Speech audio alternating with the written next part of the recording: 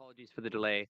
We had a great number of people cancel on being sick at the last moment. So we'll go ahead. It's fantastic to be here. We've got some really, really incredibly intelligent human beings on the stage who have lots of great things to say. I hope our online participants are excited for this very important session on solar and LDES, critical partners to ensure 24/7 reliable renewable energy. Um, so first up, we're going to have myself and Julia present some of the kind of the key highlights from the report, and then we'll. Or do you want to do like the nice photo of the report first? The teaser, yes. And then we'll go into presentation. So Julia, if you want to come up and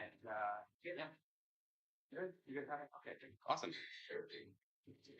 Oh, this is a picture. Well, yeah, why don't you guys come for the? We'll come for the picture. Yeah, it's all good.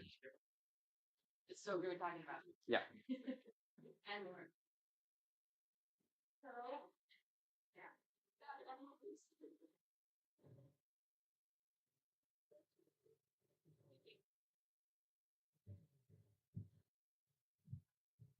All right, and with that, I'm going to lead off. I'm going to talk about how amazing solar is, and then I'll pass off to my colleague and friend Julia to talk about how amazing LTES is. If we could get the presentation on, yeah.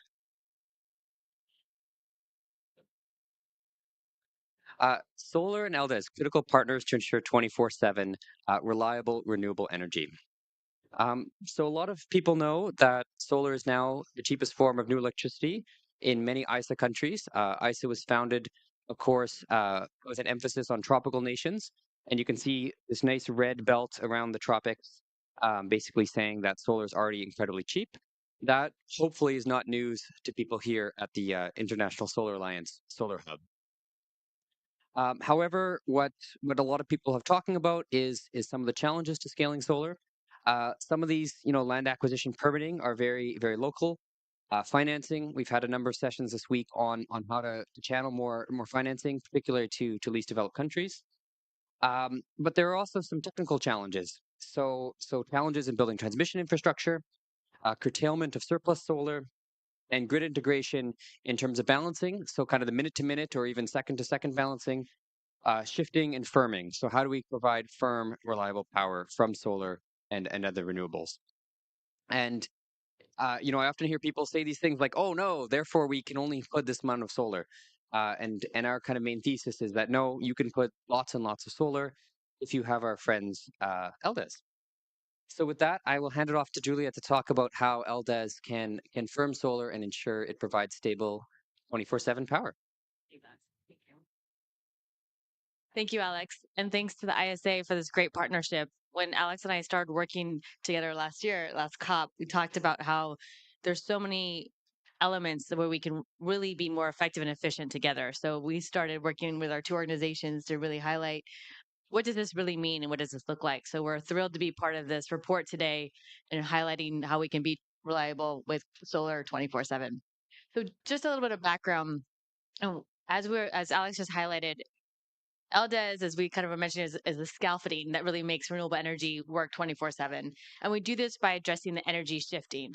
So as solar is not, 24/7 daily, we can make it that way because we can provide the energy shifting, the flexibility. We can be there for 10 hours, 100 hours, weeks, and seasons. We can capture the sun in the summer and use it for heating or cooling in the winter.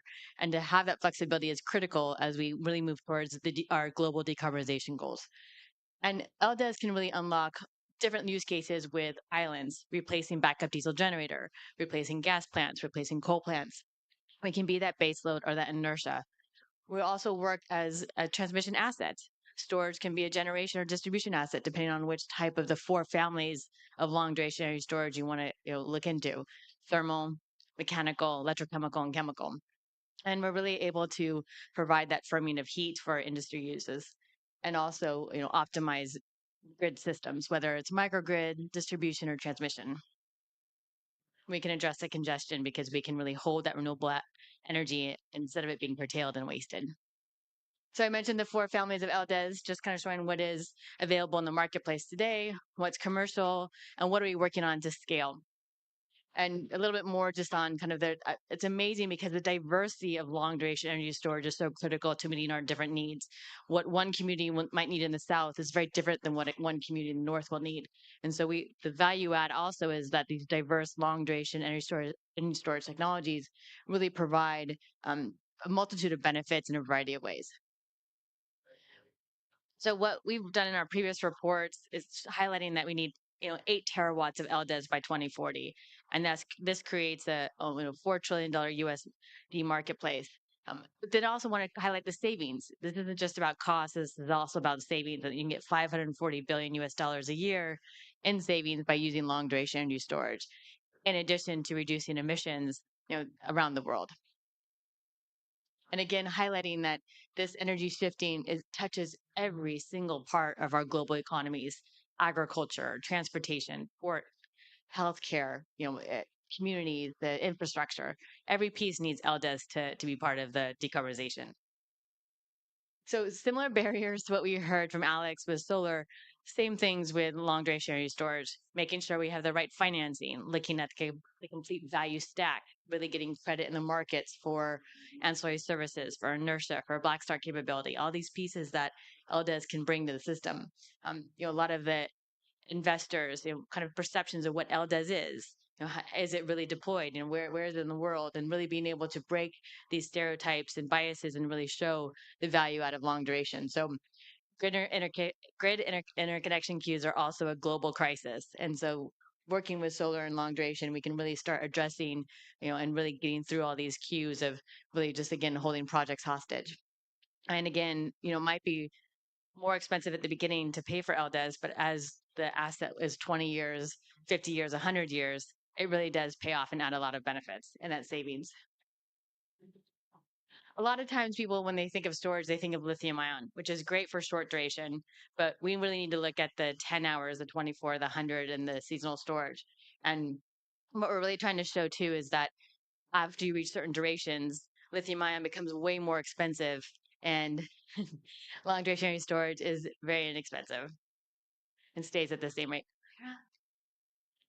And what's great about long duration energy storage is that you have the power, heat, and hydrogen. So again, that flexibility that you need to look at to meet that 24/7 and provide that security, the resiliency, and the reliability.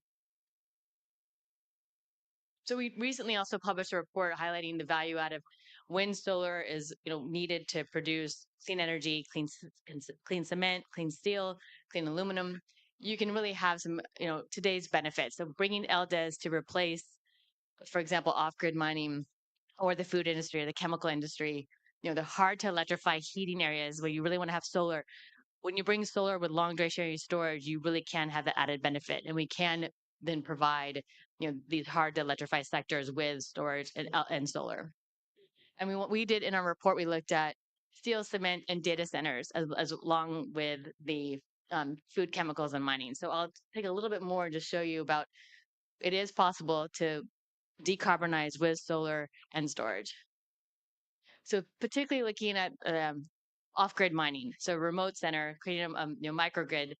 Today, it is less expensive to bring renewables and LDES together than it is having diesel or gas generators. You can save money and you can save emissions. If you would look at a 20-year horizon for an off-grid mining, look at a case in Australia for gold, it would be about a $3 billion industry. But when you bring in LDES and solar, you can cut costs and save efficiencies by 76%. So that's savings you can get today. And what's really exciting is that, you're getting this payback in 5 to 7 years. This isn't something that's 20 years. You're really seeing that savings up front. There was one on, so there was another one on. Yeah, you did. We have a couple more case studies in our report about, again, the benefits and just how you can really match these different sectors, and just highlighting again, looking at mining and how you can actually have solar and LDES today with the cost savings. Looking at the food and chemicals, providing, solar, working in agriculture, providing, really hard to abate sectors again. We can provide savings with LDES and solar, and then also the steel and cement. So it's great that you hear a lot about green hydrogen, but knowing that is also part of long duration energy storage, and the fact that today you can have long duration energy storage really meet your local needs to decarbonize. And then again, these are all the recommendations for both solar and LDES in the report that we did together, highlighting again, already some significant changes in planning and permitting, just increasing awareness with a lot of the financiers and government agencies of how they can help permit and fund in a public-private partnership LDES with solar.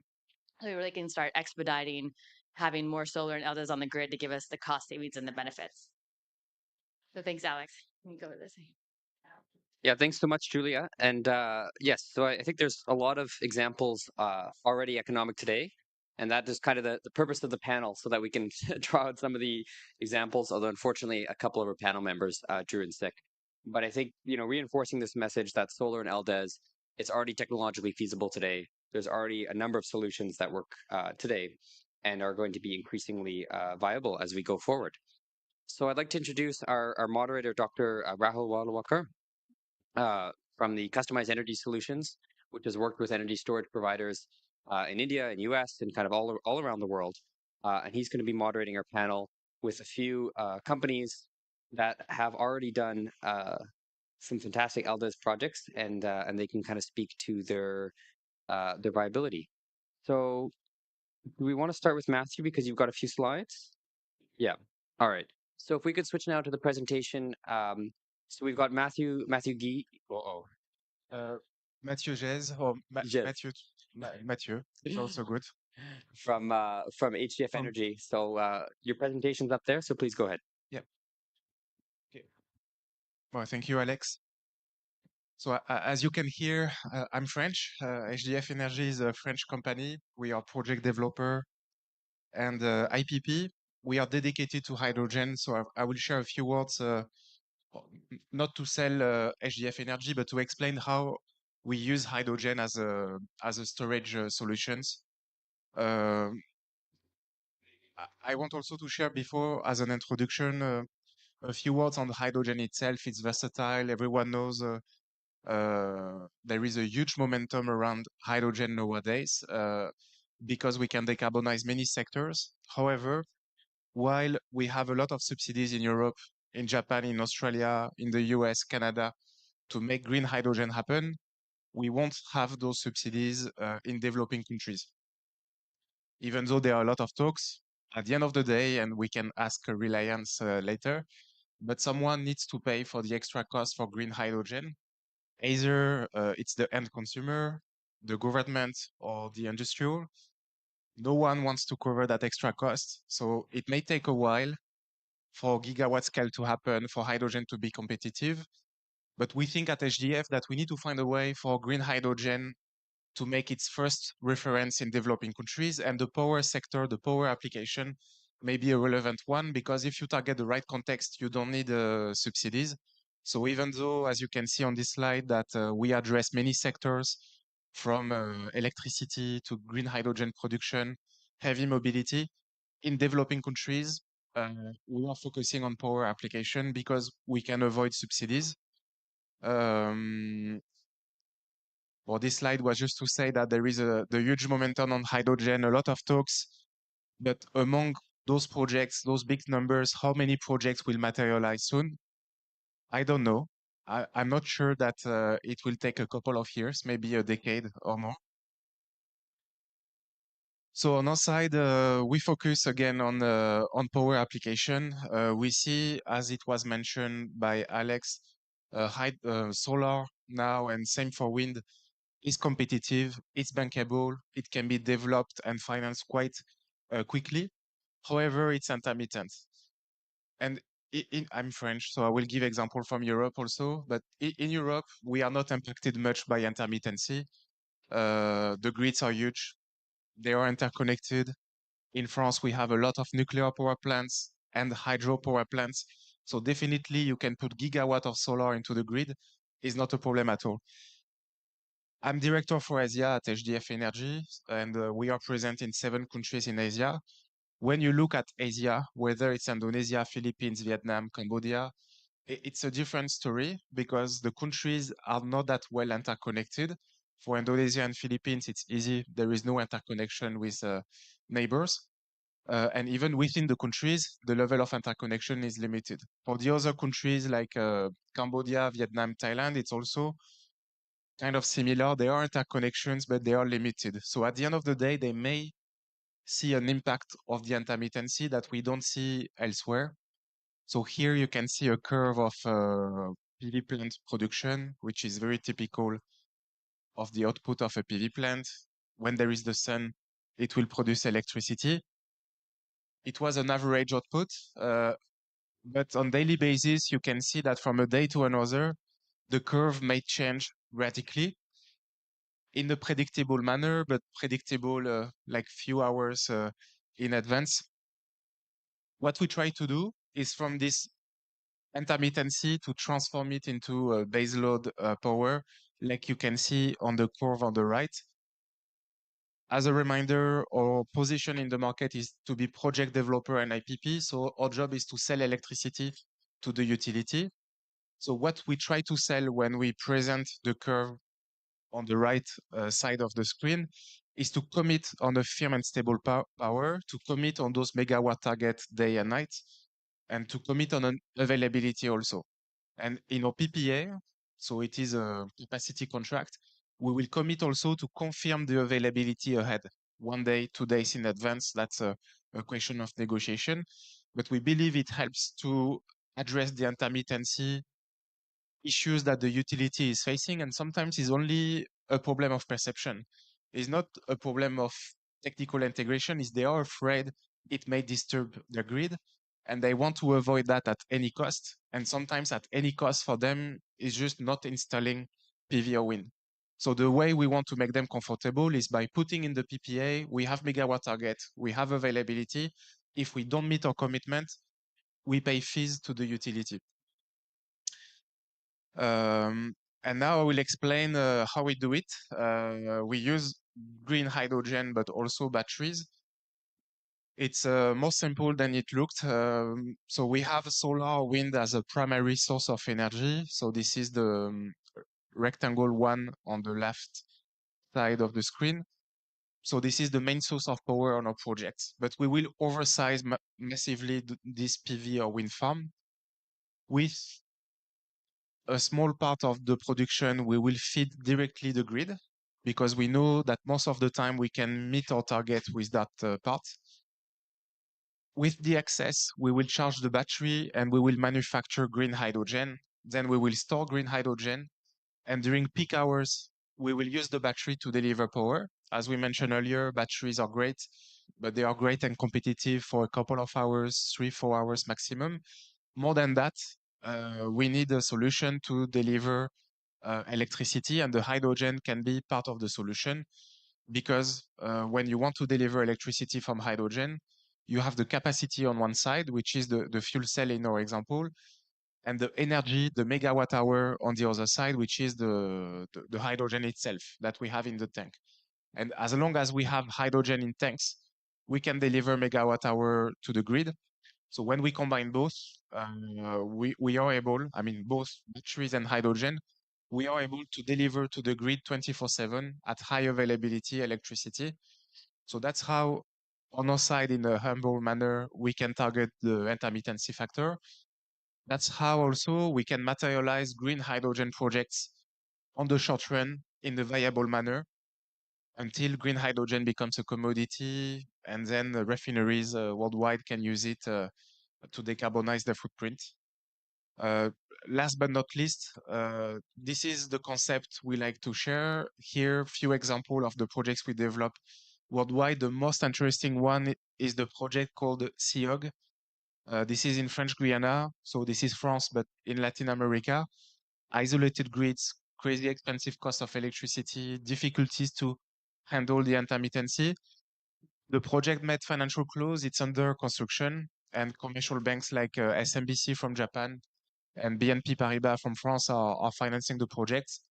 So the concept looks fancy, it looks new, but it's bankable, and we can duplicate it whether in India, Asia, Latin America, and we are working on it worldwide. Well, thank you for your attention, and I can answer any questions you may have. So thank you very much, Matthew. And also thank you, Julia and Alex, for setting the context for this. So Hi everyone, people. If you have not met before, I am Dr. Rahul Walawalkar. I am founder and president of India Energy Storage Alliance, and also have been involved in setting up energy storage policies around the globe, having worked with also U.S. Energy Storage Association and Global Energy Storage Alliance. I think in last 2-3 years we have seen very good awareness about the need for longer duration storage, because again storage going back. Uh, Traditionally perhaps started with long duration, with pumped hydro being the dominant technology, or on a industrial side thermal storage as a again a long duration application. But in last 10-15 years, a lot of focus around batteries has been around, started with shorter duration applications like 15 minute to 30 minute for frequency regulation, now slowly starting to get to 4 hour 6 hour application.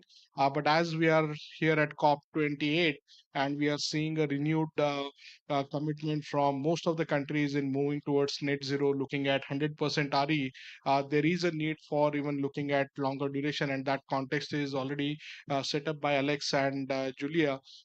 So I would request maybe first to start with Frank and ask him to bring in his perspective, because he has a both perspective here from local region, having worked a lot for green for hydrogen applications in this, but also he wears multiple hats, including being part of the Long Duration Energy Storage Council, also representing Reliance Industries, which is looking at both hydrogen as well as some of the alternative storage technologies, including sodium ion batteries and others. So, Frank, handing it over to you for your opening remarks. Yes, thanks. Well, first of all, it's great to be here, but I think it's also important to to step back a little bit and think about storage in general, because immediately we go into how to operationalize your certain tech. But if you look at the global primary energy demand, which is roughly 170,000 terawatt hours last year, primary energy demand was that. And then if you look at how much of that is actually stored, that is 142,000 terawatt hours, which is 85% of all energy that we use in a year as a planet. We put it in oil tanks, heaps of coal, and also underground gas reservoirs. You mentioned pumped hydro. That's a tiny sliver of that. Then there is a little bit of ammonia here and there, but it's mostly fossil fuels. So in terms of the bigger picture, decarbonizing even that bit of the energy system is a huge undertaking and a massive industry. Now, what does it mean for you asked about Reliance? So I'm working on the new energy side of the business. We're building a big manufacturing footprint. So we want to deploy clean technologies at scale. It's part of the company's ambition to be net zero carbon by 2035.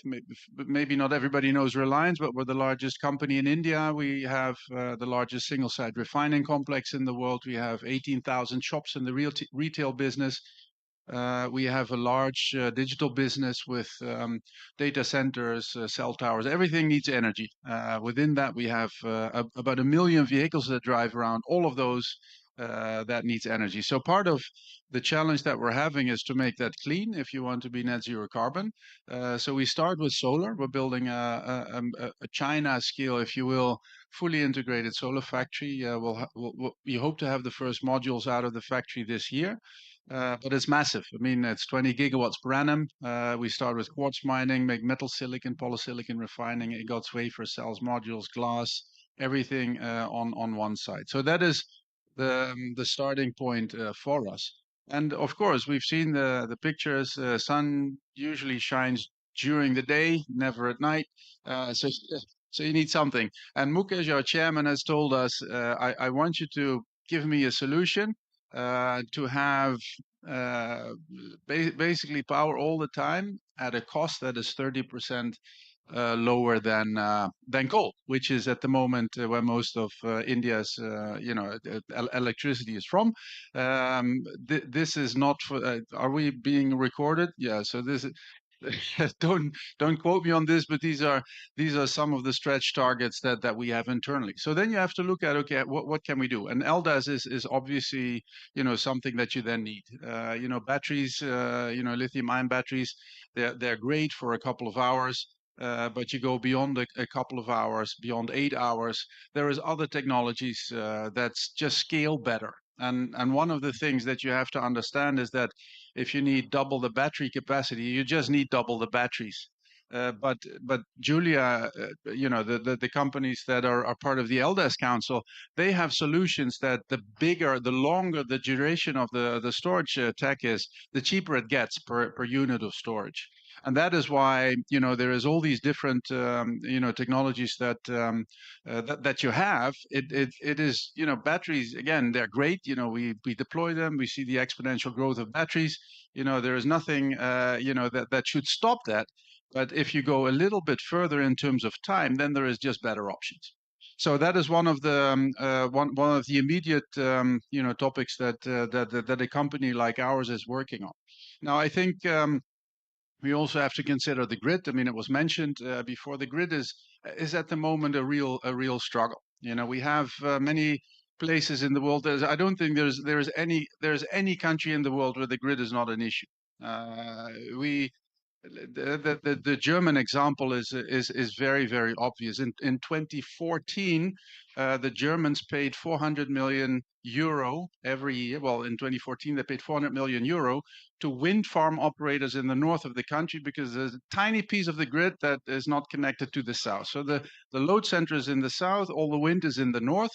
So 2014, that was 400 million. Last year was 4 billion, because they still haven't been able to fix that little piece of interconnection. The wind has grown, so people building wind farms, etc.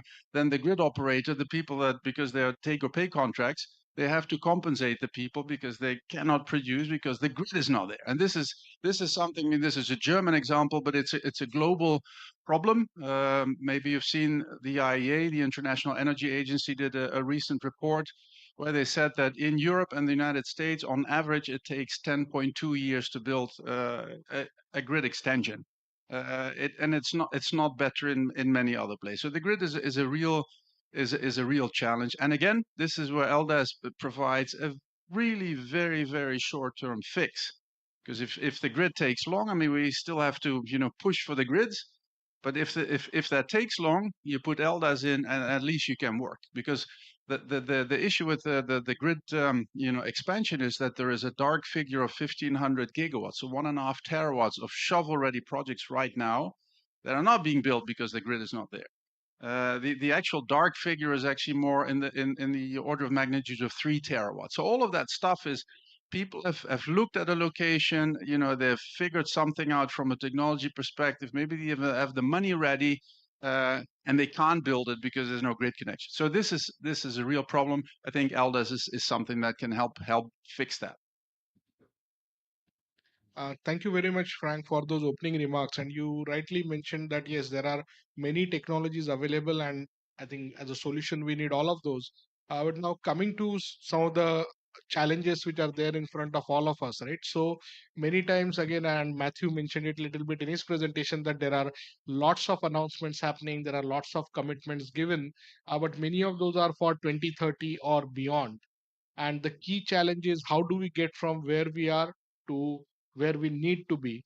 And one aspect where I've always struggled is, there are two examples with particularly solar and lithium ion batteries, where if you go back 15 years, actually some of that transition has happened. But even for both those technologies, it has taken almost 30 years for going from early technology demonstrations to get into the mass commercial deployments. Like solar has been around since actually 1940s, 50s, but it was not till 2000, perhaps 5, 6, where it started actually taking off, thanks to a lot of effort from Germany, Spain in incentivizing it, and then the manufacturing scale up in China, which contributed. Similarly, with lithium ion batteries, they were invented in 1976 at a lab in France and US, but it was 1993 before it was first commercialized by Sony, that too for application like camcorder or small consumer electronic items. And from there, it was perhaps, even when I did my PhD back in 2004, 2008, lithium ion batteries were not seen for grid storage. So it was just around 2008 when the frequency regulation started showing a value proposition people started saying, okay, it makes sense. We can start deploying. And then thanks to the e-mobility and the manufacturing scale up as happened around that, we have been able to bring down the cost down.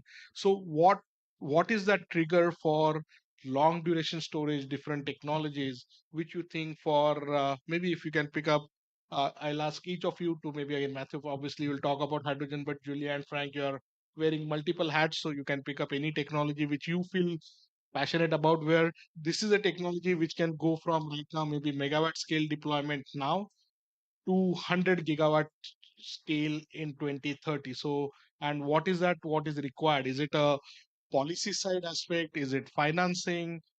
Is it technology deployment? Is it manufacturing scale up? And are there any business models or any structures which you're seeing internationally where rather than leaving it to each individual company to make this transition from lab to early commercialization, then deployment, then scaling up manufacturing, then scaling up manufacturing supply chain?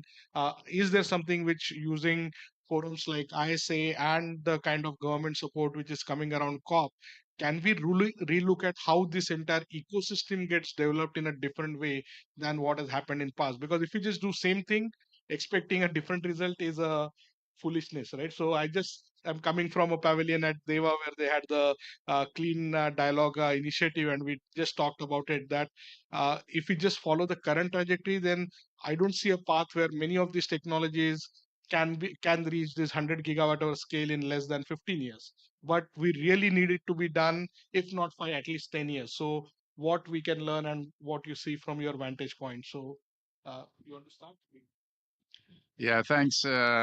Great that I can basically take the oxygen from Julia. I think it. Yeah, yeah. Well, so what I I do think it's early days, and a lot of this stuff, especially electricity. I mean, mind you, there is also heat, but electricity storage is very, and in most cases, it's a regulated business. So you're then providing a service to the grid. You mentioned the value. At the moment, what's lacking is how do you monetize value that storage delivers to the grid. There is, of course, exceptions. We all know that pumped hydro is very often just part of the grid operators, repertoire to keep the lights on. But then you have to have a regulator that allows them to make those investments and pass the cost on to the consumers. So that is part of the regulated business. So there, I think we still need to work harder and better on regulation, so that you can actually make that investment, because it's typically not governments that make those investments. Private sector makes the investment, but then the government has to make sure that the investment actually works. So I do think regulation is lacking. Julia will give us a couple of great examples where she worked with governments that actually put in, put in place regulation. But I think regulation is certainly something. We saw an example of off-grid applications. I think that's in the mining sector, off-grid, etc. There, it's in the money, so that is something that we should pursue with vigor. And then the question is, okay, how experimental are these technologies? I still think some support from governments would also help there to at least get the experiment out of the experiment, so that people feel confident that this stuff works. But I think still the regulation is an important one. Thanks, Frank. And thanks, Robbie. Good to see you. Enjoy our partnership too. There's a lot of great work going on with India and LDES. And to your question about building on Frank's points of regulation, that's key. And here at COP, there's a lot of discussion over the tripling of renewables. So 11 terawatts or 11,000 gigawatts of renewable energy by 2030, which is fantastic. And now I think there's been 119 countries that have signed on to this pledge. This is a huge deal. 11 terawatts of renewable energy by 2030. That's 6 years away. So if we're going to really do this and accomplish this with the urgency that's needed, we have to have targets to match the renewable energy target. You need to have an LDES target. There are certain countries that have storage targets, but they're small. But it's great to see that Australia, for example, has called out in Queensland and Victoria and New South Wales, actually, that here is a need for LDES targets, about 12 gigawatts. And the grid sucks. Oh, you say that. And then you have other countries. No, there were You're doing a great job. And then but a lot of the storage is needed because there are congested areas and that it is so remote and a long line. And the grid and so one, we need global targets for LDES to really make sure we have that regulatory certainty that gives a financial certainty to build the public-private partnerships. Two, we need to make sure we break down some of these assumptions of finances. We just can't say because interest rates are high, we can't loan money. There's a lot of money out there, and we need to really kind of show that we can de-risk the transition together by having this public-private partnership. We've seen the World Bank make announcements of funding those projects in island nations and really starting to step forward. We're seeing Africa Development Bank, Asia Development Bank really show that there's a partnership. That has also built upon what we saw in Europe and the United States with investments like the storage tax credit or additional funding from loan guarantee programs.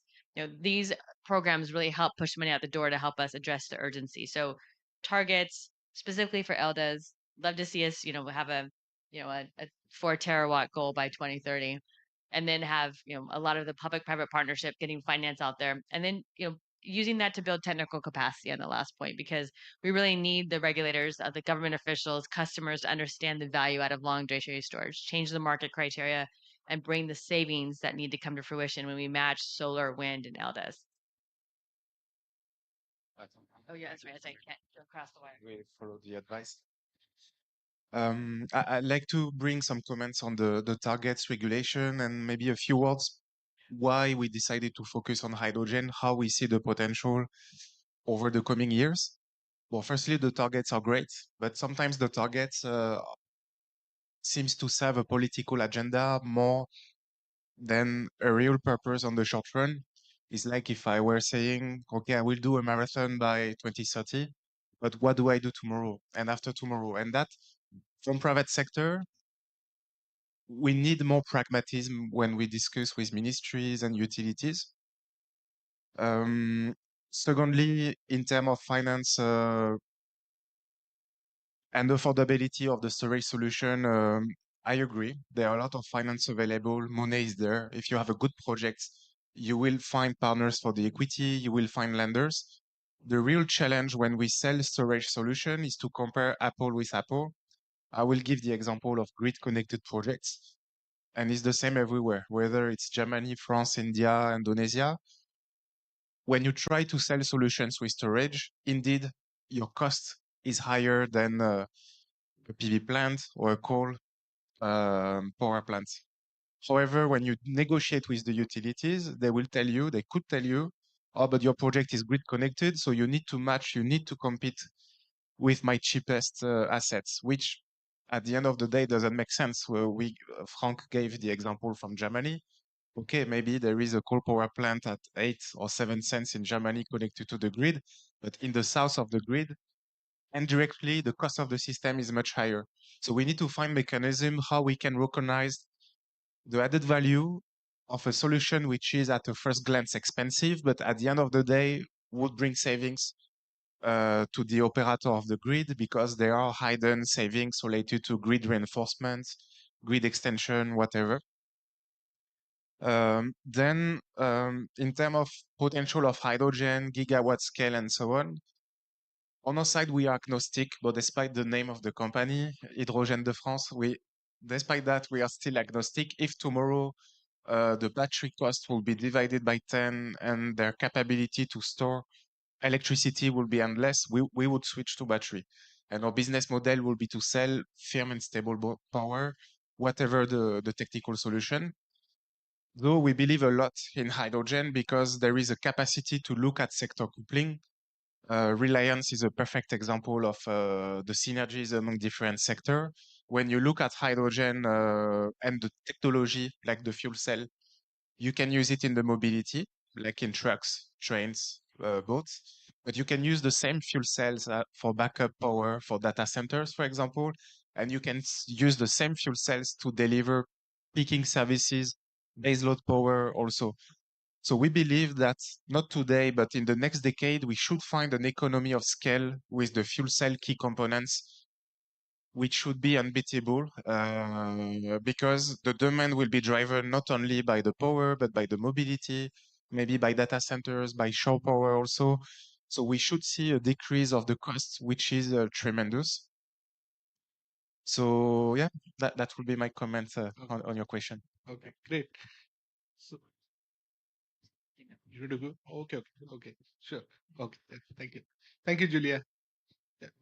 Alex, you want to jump in? You fill the seat or no? Okay, sure.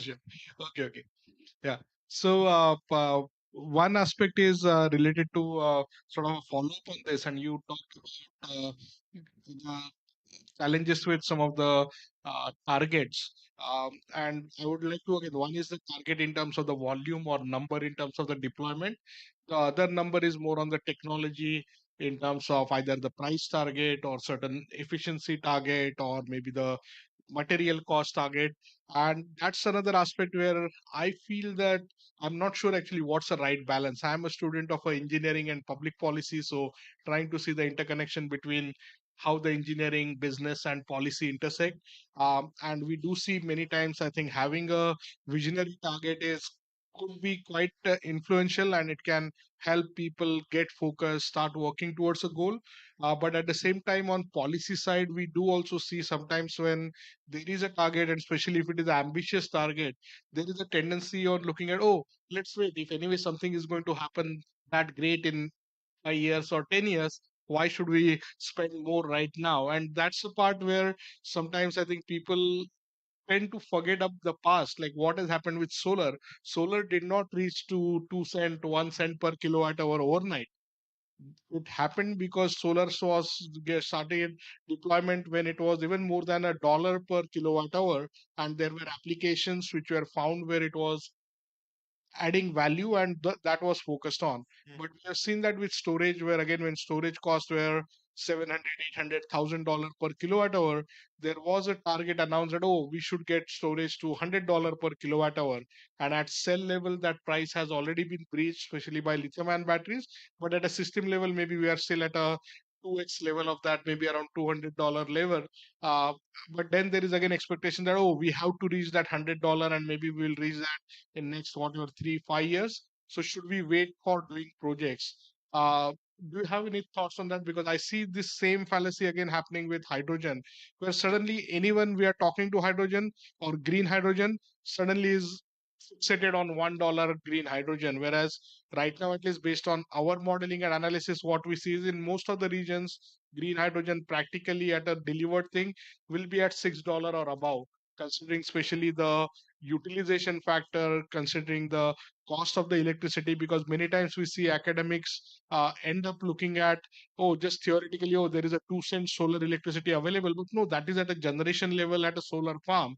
That is not the deliver cost of solar electricity at a plant where it is going to get electrolyzer is going to use that electricity, and that may be still at 5 or 6 cents. Similarly, the utilization factor, it is not and considered. Many of the models we have seen, they just assume straight away 80 or 100% utilization factor, and then start amortizing cost and everything, and then come to those numbers. Whereas practically, if you really are focusing on green hydrogen, then your utilization without storage is going to be only around maybe 30% at best, and that will again end up adding to the cost.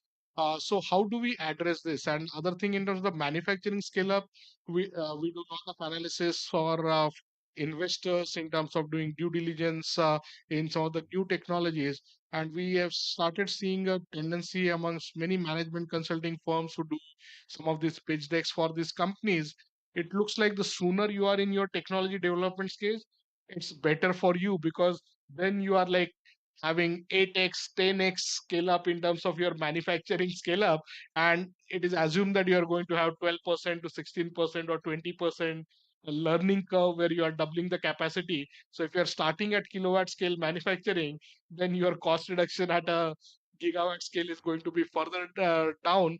But I don't think that is applicable for every technology. There are certain technologies where maybe what we are looking at the storage level is already a small subset of the total manufacturing happening. So is it really the kind of the cost reduction targets what we are targeting for LDS technologies?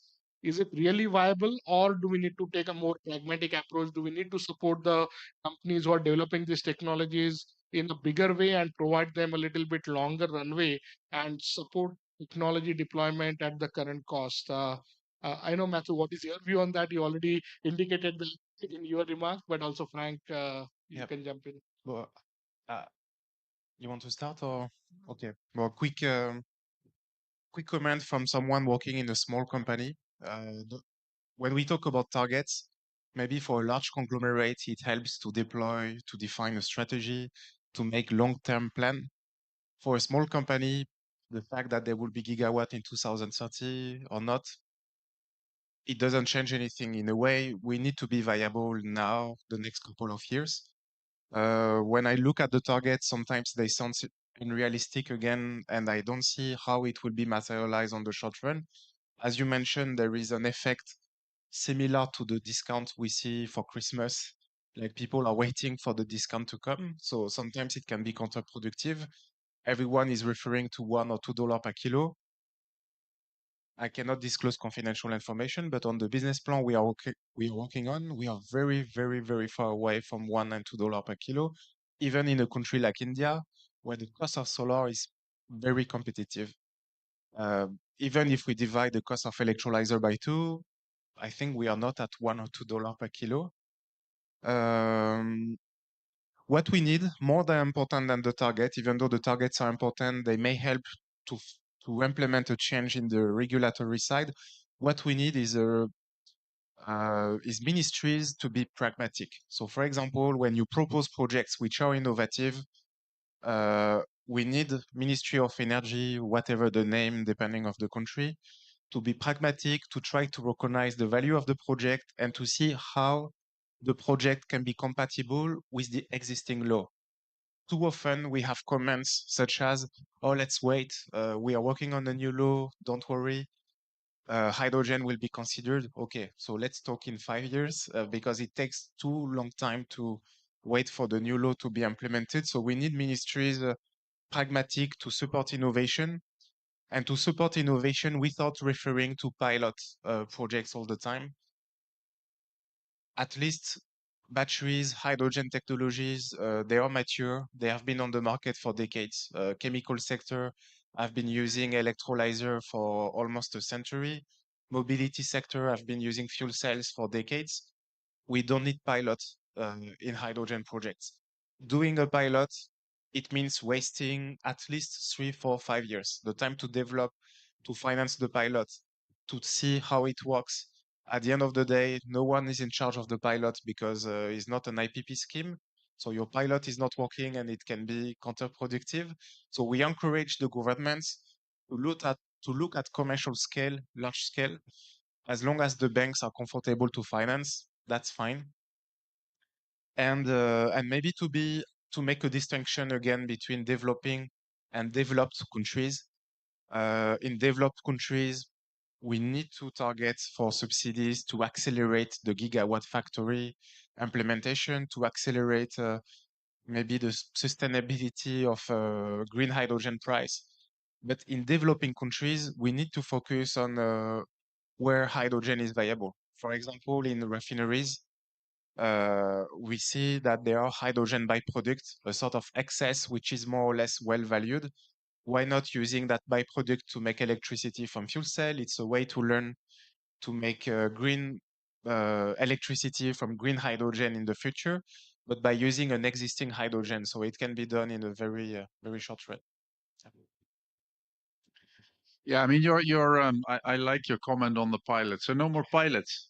Huh? They're a waste of time. So let me, think or reflect a little bit on the cost curve. So the learning rate of any technology, whether it's a phone or a flat screen or a solar panel or a battery, we learn and we go to scale, we increase efficiency, and all of these things they lead to what we call that learning rate, which is a percentage of the old cost when you double capacity. And typically, we've seen for solar between 20 and 40%. And batteries are roughly in the same ballpark. Hydrogen electrolyzers also around 20%. So if you double capacity, if you actually build these things, then they become cheaper over time. Now the question then is, okay, why am I investing now and not next year? Because next year is going to be cheaper. Well, if everybody says that, nothing happens because it doesn't It doesn't automatically go down. It only goes down if you double capacity. Somebody has to do that. And that is the only way you can do that is through locking in those high costs that you have right now.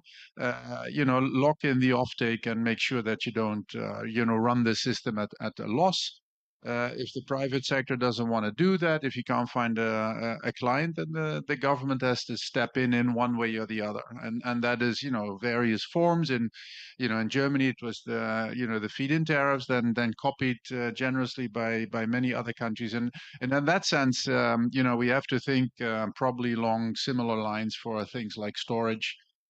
So make sure that people actually deploy it, at the price point, which is the price point of the day. In terms of, you also, discussed, targets in terms of, targets for deployment, but also price targets. I think targets for deployment is certainly something that, provide guidance. It gives confidence in industry that this is a market that is going to develop in a certain country. In terms of pricing, you can have an aspirational price target like the United States. You have these moonshots, earth shots, those kind of targets. They're fine. In terms of policy, you should really try to let the market do the price finding as much as you can, which is not always easy. Sometimes you have to step in a little bit. If I look at the European emission markets, they had to adjust like 4 or 5 times. Also, the feed-in tariff systems, they have to be continuously adjusted because the prices do go down over time. So you have to be smart about it. But in terms of what that actual price is, market is usually the best place to figure that out. Thank you. And in terms of the learning curve, you talked about that 20% plus cost reduction for doubling capacity.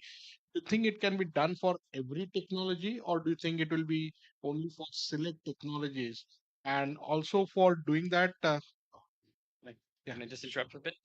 Yes, sorry to interrupt, but we have a distinguished guest here from Greenko as well, which is a long duration energy storage, and unfortunately they're running very late. So we're almost out of time, but I'd really love to have a few questions. In particularly, in the white paper, we've got an example from Greenko about the cost savings. So I'd love to hear a little bit more about the technology that Greenko is deploying and how the cost of long duration energy storage using Greenco's technology compares to coal power, as Frank mentioned earlier. Thanks, Alex. So thank you very much for joining the panel. So I'll just set a context. So we have talked about one is the need for long duration energy storage already. We have talked about different technologies, right from hydrogen to different type of batteries, different type of thermal solutions, mixed solutions. We have talked about we need to start looking at beyond electricity as well to look at having a mix of thermal applications going directly for industrial decarbonization or other areas which requires 8 hour, 10 hour, or longer duration storage. So that context is set up. And also, we were just having before you joined a discussion about okay, in terms of the cost reduction targets or in terms of the deployment targets, how do we find a balance? Uh, Julia had mentioned that different countries need to set up specific targets for long duration energy storage. And again, Matthew had some thoughts that no, in some cases, targets which are 10 years, 15 years away actually do not help companies because many times then agencies are waiting for those things. And what we need is a very clear roadmap and step-by-step deployment so that manufacturing can be scaled up, deployment experience can be learned. So those are some of the issues which we have talked about.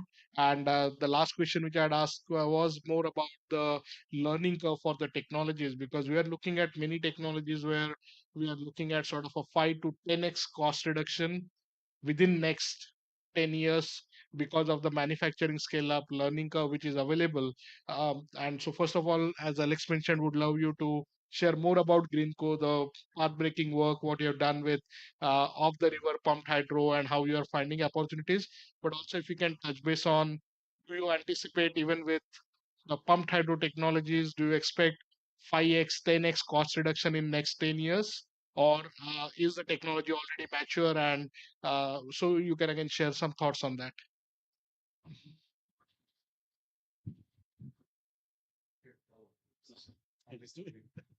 Okay.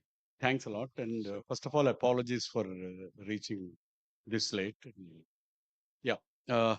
See, at Greenco, we have been aware of the fact that the decarbonization journey has to be accelerated because climate change is a stock problem. It's flow could be managed, but the if the stock builds up as we start waiting for new technologies, right? And then the kind of flow management that we need to do is going to be sometimes beyond our capabilities.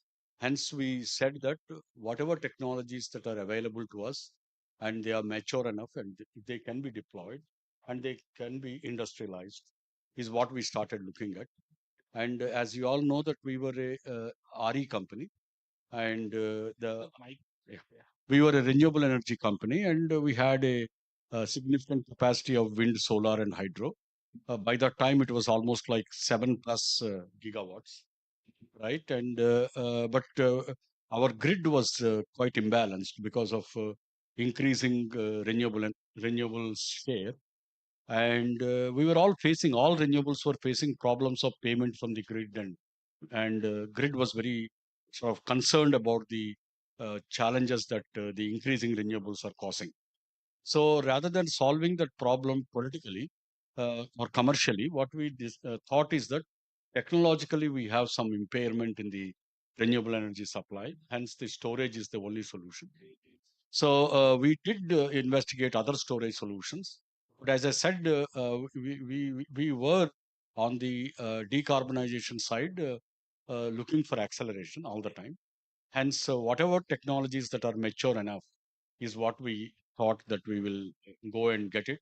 And that was the pumped hydro storage. And it was very well-known technology. Very minor tweaks had to be made to be able to implement them.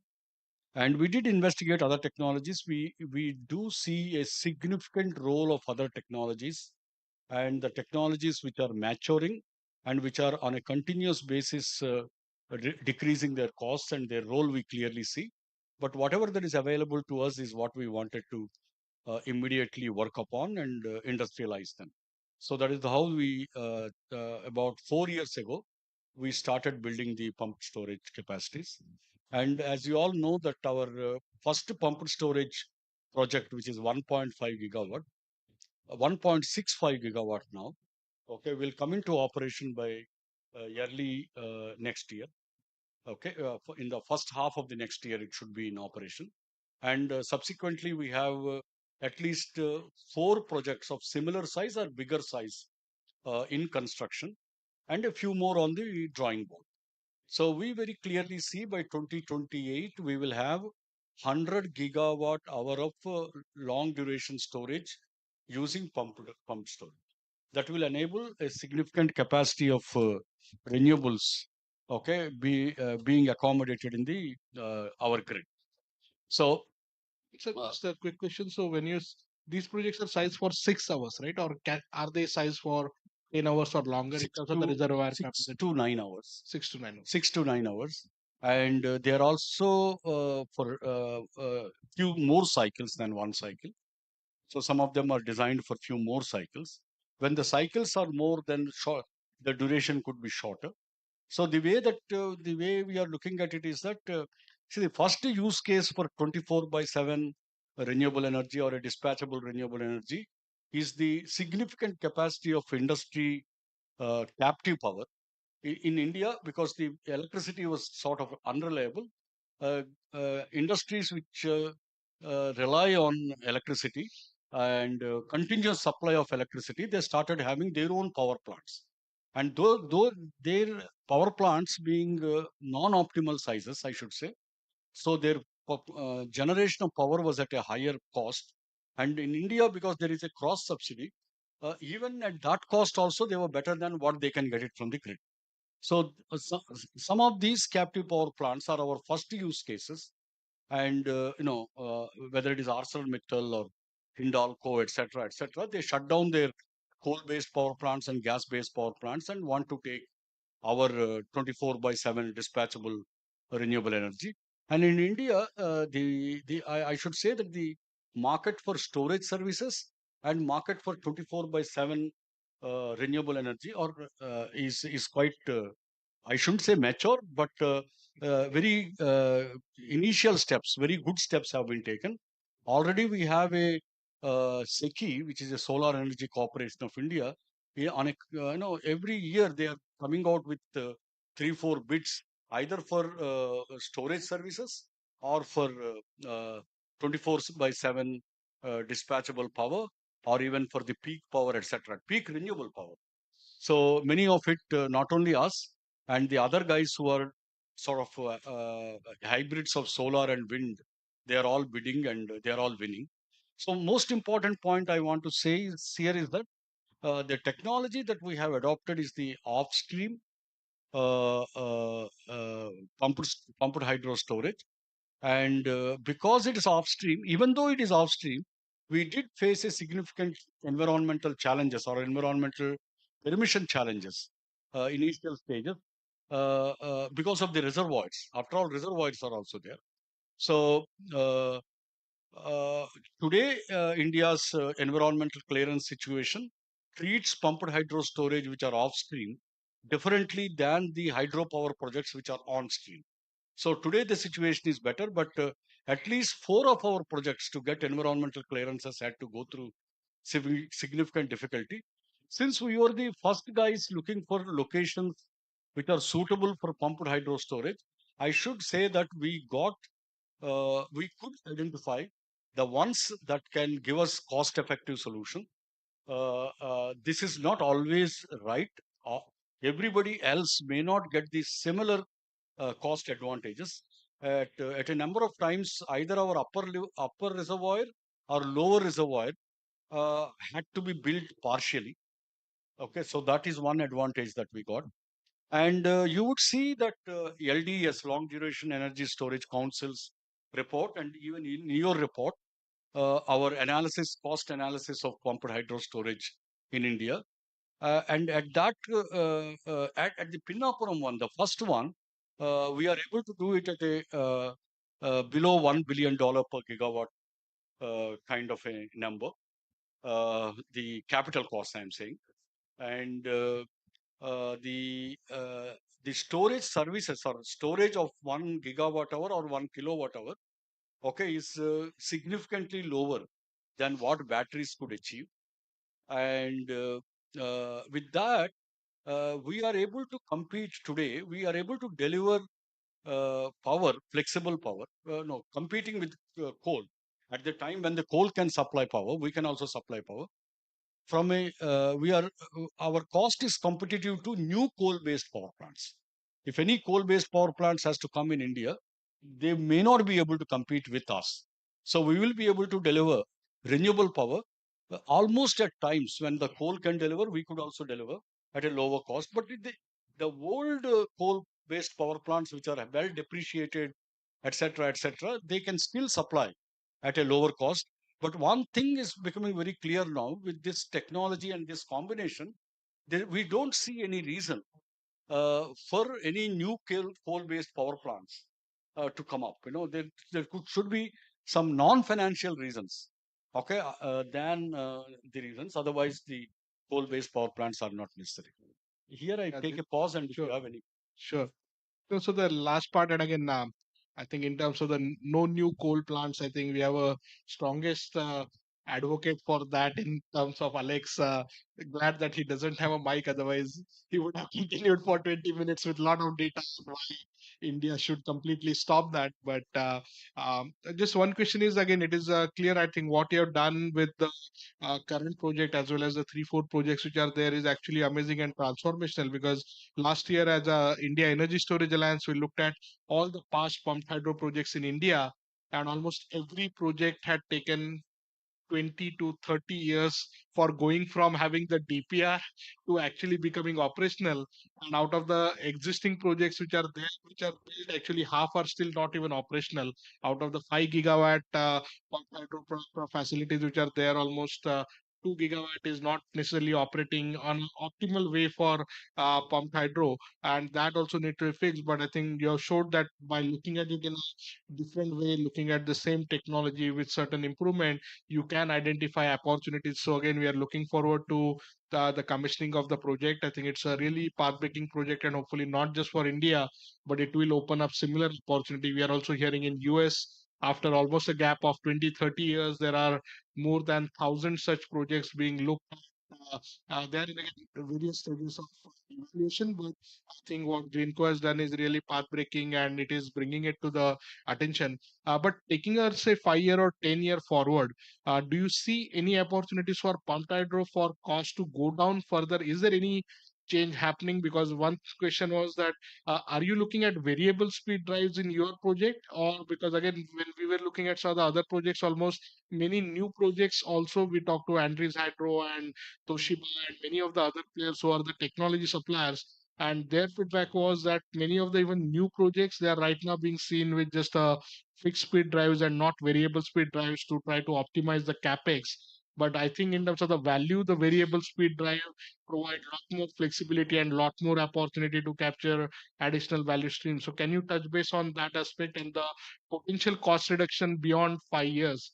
Because that's one of the question where I think other technologies of long duration are really looking at competing with pumped hydro. Where they feel that they're in very early stage of technology development, and there is a 5 to 10x cost reduction possible with those alternate technologies.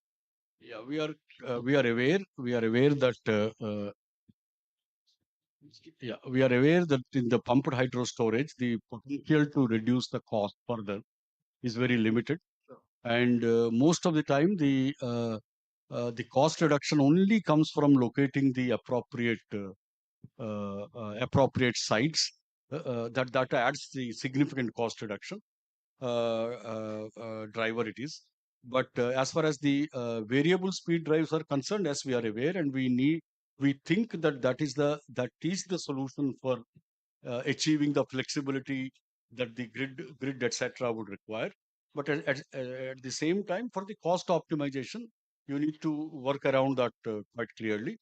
And we are aware that the other technologies, if not now, at least in another 10 years, 5 to 10 years, long duration storage technologies can come and compete with it. And we also know, as the storage duration increases, how the pumped storage cannot actually compete with a number of other long durations energy storage technologies. Here, I wanted to emphasize one point which I was talking to Alex also yesterday, is that we are into, as you are aware, P2X also. So the P2X has a storage implications, as you said correctly, and P2X also has other energy and industrial decarbonization implication in the P2X solutions. But the way the green hydrogen definition or green ammonia definition, either in EU or in various other geographies, is happening, is completely does not recognize the services provided by the storage.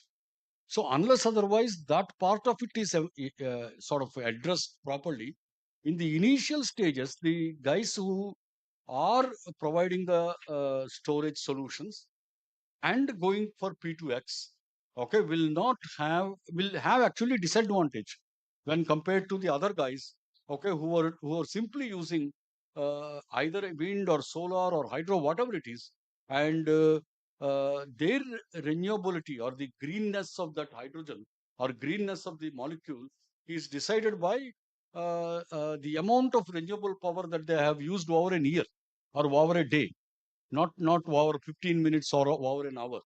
So that doesn't reward the storage at all. So it can turn out to be disincentive for storage usage in P2X solutions quite significantly. That point, we were making it even in the 24/7 CFP compact last year in the COP27 too, but it is not sort of taking that speed.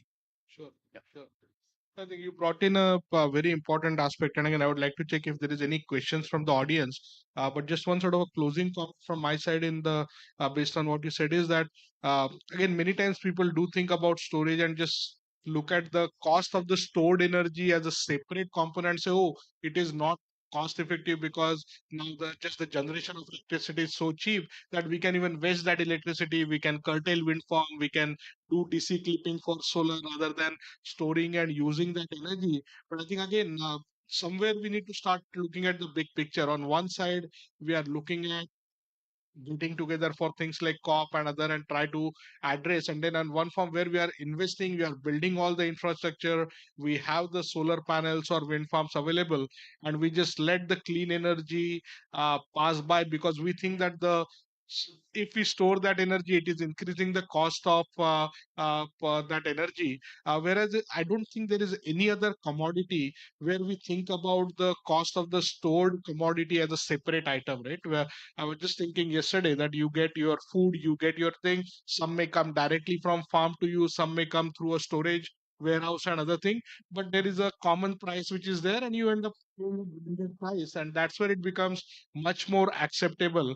Because yesterday there was a statement from the Power Minister of India who said that, oh, India looked at a large scale storage deployment and they did a thousand megawatt hour tender, but then price came at 10 rupees, so we felt it was not affordable.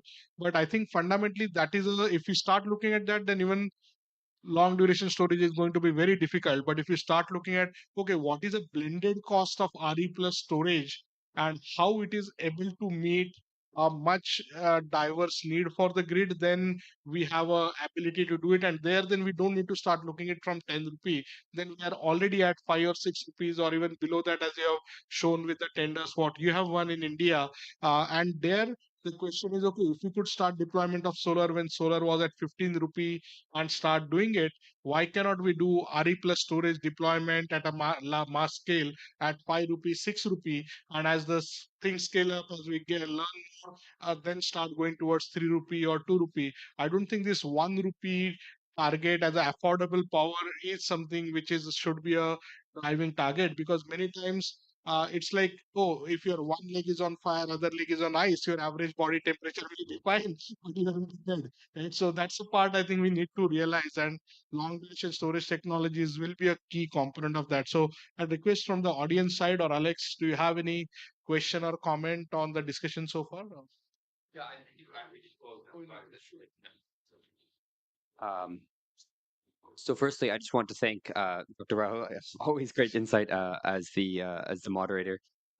Thank you, Frank, for taking time out of your day, driving all the way from Abu Dhabi for joining us.